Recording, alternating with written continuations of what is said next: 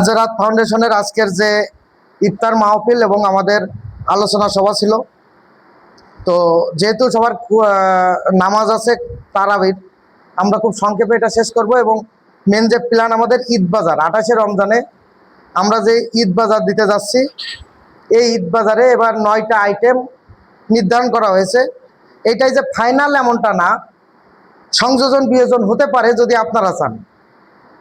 আমরা নির্ধারণ করেছি এখন পর্যন্ত যে একটা আস্ত মুরগি, এর সাথে সাথে পোলাও চাউল, 2 রকমের সেমাই, চিনি, সাথে ভোজ্য তেল আর দুধ, এর সাথে থাকছে আলু পেঁয়াজ। এই যে টোটাল 9টা আইটেম। এর পাশাপাশি একজন আমাদেরকে পরামর্শ দিয়েছিল একটা সাবান দেওয়া যায় কিনা, ঈদের দিনে সাবান দিয়ে গোসল, এটা প্রয়োজনীয়। তো সেটাও মাথায় আছে, যদি সেটা পারি তো 10টা আইটেম হবে। তো এর ভিতরে আরও যদি কারোর কিছু বলার থাকে সেটা আপনারা অবশ্যই বলবেন। তো আমাদের কমিটি হয়েছে মোটামুটি রমজানেরও প্রায় 15-20 দিন আগে, যেটা অনুমোদন হয়েছে। মূলত এর আগে অনুমোদন ছিল না, আমরা ব্যানারও দিতে পারি নাই। ফলে এই হাজারাত ফাউন্ডেশন নামে আমরা কিছু করতে পারি নাই তখন। তো এই ব্যানার আসার আগ মুহূর্তে অর্থাৎ জানুয়ারি মাস থেকে আমরা এখানে খেজুরের গুড়, অথেন্টিক খেজুরের গুড় বিক্রি করি, যেটা আমরা গাছিদের কাছ থেকে রস কিনে নিজেরা গুড় বানাইছি। অর্থাৎ এর ফলে কি হয়েছে, যশোরে যারা পাইকারি গুড় বিক্রি করছে 450 টাকা, আলহামদুলিল্লাহ আমরা এখানে আপনাদের কাছে 500 টাকায় খুচরা বিক্রি করছি। এই গুড়টা কিন্তু অনলাইনে 1000 টাকা করে বিক্রি হয়েছে, কিন্তু এইরকম পিওর পাবেন না। এই গুড়ের ব্যবসার মাধ্যমে খুব সীমিত পরিসরে করতে পারছি। তার ফলেও আমরা হাজারাত ফাউন্ডেশনে প্রায় 7 থেকে 8 হাজার টাকা মতো, মানে এখনো কিছু বিক্রি বাকি আছে। তো এটা আমরা জমা দিতে সক্ষম হয়েছি এখন পর্যন্ত। পাশাপাশি সুন্দরবন থেকে অথেন্টিক মধু, একেবারে পিওর। কেউ এটা ভেজাল প্রমাণ করতে পারলে তাকে এই সব মধু ফ্রি প্লাস আরো পুরস্কৃত করা হবে। এটা আমরা বিক্রি করতেছি 1400 টাকা।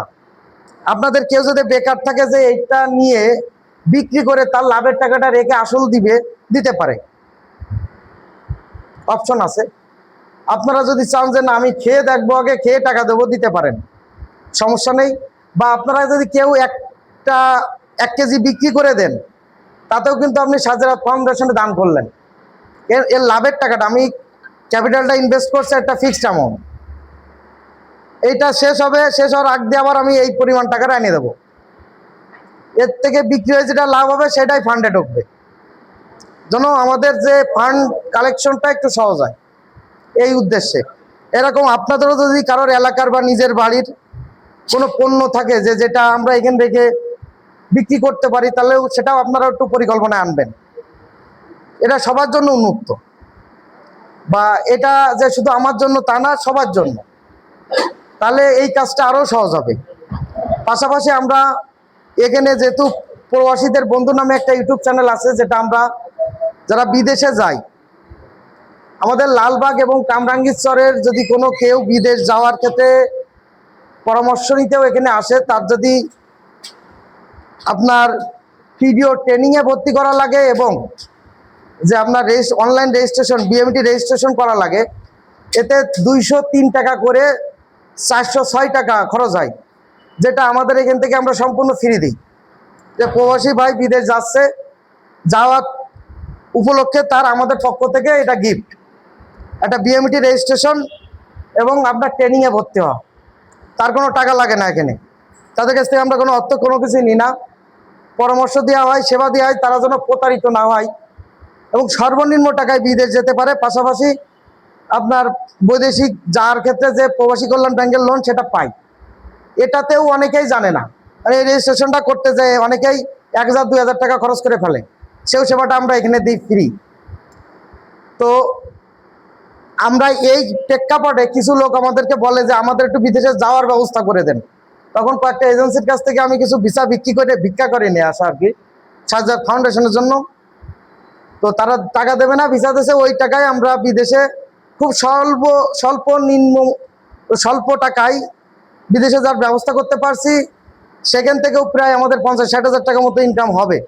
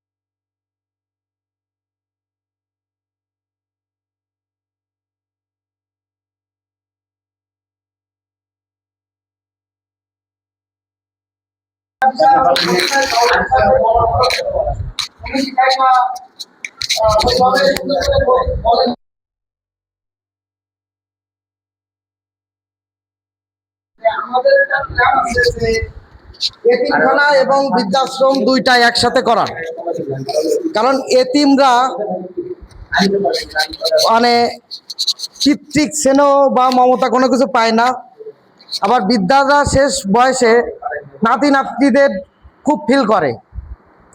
তো এই দুইটা একসাথে করার জন্য আমরা কয়েক জায়গায় কথা বলেছি।